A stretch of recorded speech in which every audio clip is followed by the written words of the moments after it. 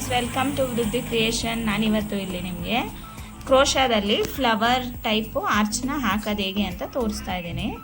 ಈಗ ನೋಡಿ, ಸ್ಟಾರ್ಟಿಂಗಲ್ಲಿ ದಾರ ಹಿಡ್ಕೊಂಡು ನಾನಿಲ್ಲಿ 2 ಸಲ ಗಂಟಾಕೋತಾ ಇದ್ದೀನಿ. ನಾರ್ಮಲ್ಲಾಗಿ ಸ್ಟಾರ್ಟಿಂಗ್ ಗಂಟಾಕೊಳ್ಳಿ. ಅದಾದಮೇಲೆ ಅದನ್ನು ಸ್ಯಾರಿಗೆ ಲಾಕ್ ಮಾಡಿ. ಲಾಕ್ ಆದಮೇಲೆ 3 ಚೈನು ಲಾಕು ಎಲ್ಲಿ ಬರುತ್ತೆ ಅಲ್ಲಿ ನೋಡಿಕೊಂಡು ಲಾಕ್ ಮಾಡಿ. ಮತ್ತು 3 ಚೈನು ಲಾಕು. ನಾನಿಲ್ಲಿ ಇದಕ್ಕೆ 6 ಎಳೆ ದಾರ ತೊಗೊಂಡಿದ್ದೀನಿ ಮತ್ತು ನೀಡಲ್ ನಂಬರು 10 ತೊಗೊಂಡಿದ್ದೀನಿ.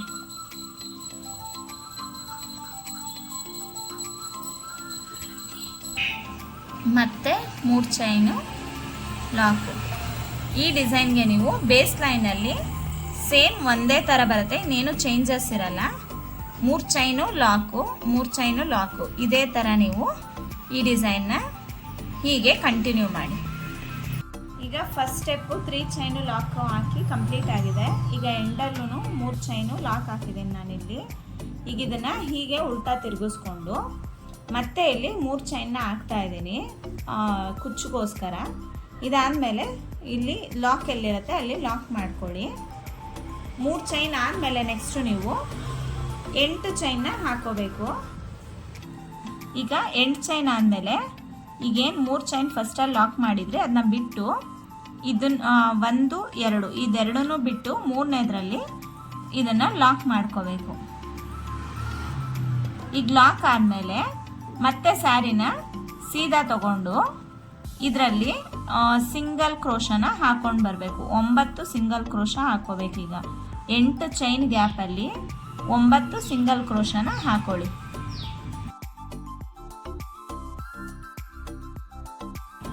ಈ 9 ಸಿಂಗಲ್ ಕ್ರೋಶ ಆದಮೇಲೆ ಮತ್ತೆ ಇದನ್ನು ಉಲ್ಟಾ ಮಾಡಿಕೊಂಡು 5 ಕಂಬ ಹಾಕೋಬೇಕು. 5 ಕಂಬಕ್ಕೆ ಇಲ್ಲಿ ನಾವು ಫಸ್ಟಲ್ಲಿ 2 ಚೈನ್ ಹಾಕೊಳ್ಳೋದ್ರಿಂದ ಅದನ್ನು ಕಂಬ ಥರನೇ ಕೌಂಟ್ ಮಾಡ್ಕೋಬೇಕು.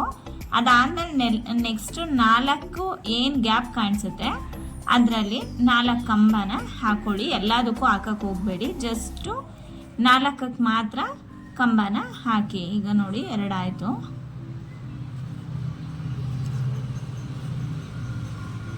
ನಿಮಗಿದು ಒಂದು ಪೆಟಲ್ಸ್ ಥರ ಶೇಪ್ ಬರುತ್ತೆ. ನಿಮಗೆ ಕಂಬ ಹಾಕೋಕ್ಕೂ ಅಷ್ಟೇ ಗ್ಯಾಪೂ ಕೂಡ ಚೆನ್ನಾಗಿ ಸಿಗುತ್ತೆ. ಇಲ್ಲಿ ಉಲ್ಟಾ ಸೀದಾ ಆಗ್ತಿರೋದ್ರಿಂದ ಈಗ ನೋಡಿ ಈ ಥರ ಬರುತ್ತೆ. ಅದಾದಮೇಲೆ ನೆಕ್ಸ್ಟು ಡೈರೆಕ್ಟು ನೀವು 8 ಚೈನ್ನ ತಗೊಳ್ಳಿ. ಮತ್ತೆ 8 ಚೈನ್ ಆದಮೇಲೆ ನೀವು ಎಲ್ಲಿ ಇದನ್ನು ಲಾಕ್ ಮಾಡಿದ್ರಿ ಫಸ್ಟ್ 8 ಚೈನ್ನ ಅದೇ ಹೋಲಲ್ಲಿ ಹೋಗಿ ನೀವು ಅದನ್ನು ಲಾಕ್ ಮಾಡ್ಕೊಳ್ಳಿ. Same procedure. ಈಗೇನು ಫಸ್ಟು ನೀವು ಹೆಂಗೆ ಹಾಕಿದ್ರಿ ಹಾಗೇ ಮತ್ತೆ ಇದನ್ನು ಸೀದಾ ತಿರುಗಿಸ್ಕೋಬೇಕು. ಆ 8 ಚೈನ್ ಒಳಗಡೆ 9 ಸಿಂಗಲ್ ಕ್ರೋಶನ ಹಾಕೋಬೇಕು. ನೆಕ್ಸ್ಟ್ ಉಲ್ಟಾ ಮಾಡ್ಕೋಬೇಕು.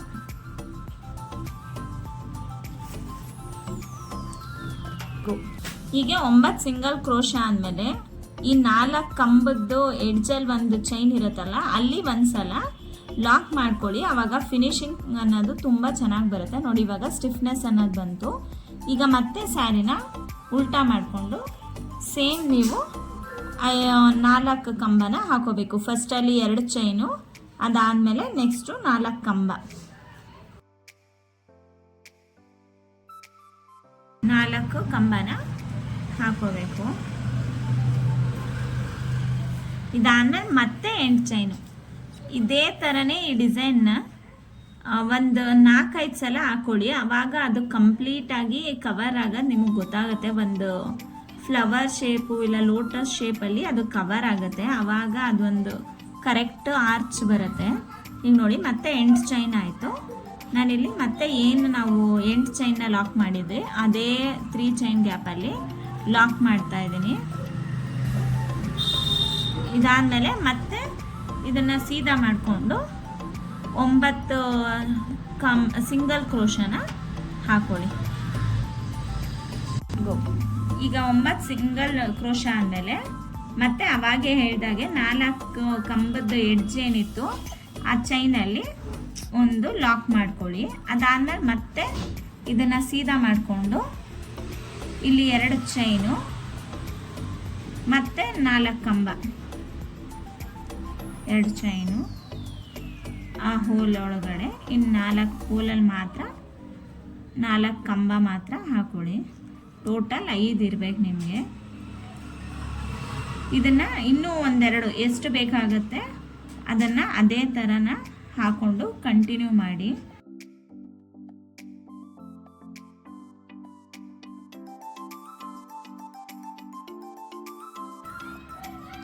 ಈಗ ನೋಡಿ 4 ಕಂಬ ಆಯಿತು.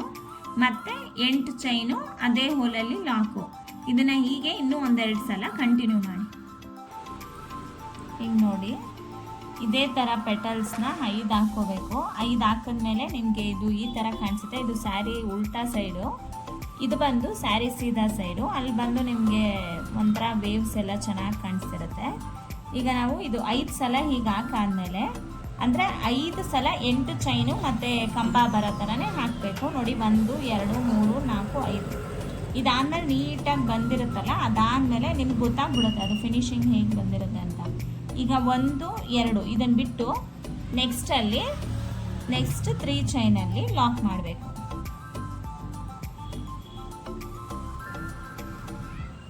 ಇದಾದಮೇಲೆ ಕುಚ್ಚಿಗೋಸ್ಕರ 2 ಚೈನ್ನ ನಾನಿಲ್ಲಿ ಎಕ್ಸ್ಟ್ರಾ ತೊಗೋತಾ ಇದ್ದೀನಿ. ಎಕ್ಸ್ಟ್ರಾ ತೊಗೊಂಡು 3 ಚೈನ್ ಒಳಗಡೆ ನಾನಿಲ್ಲಿ ಲಾಕ್ ಮಾಡ್ತಾ ಇದ್ದೀನಿ.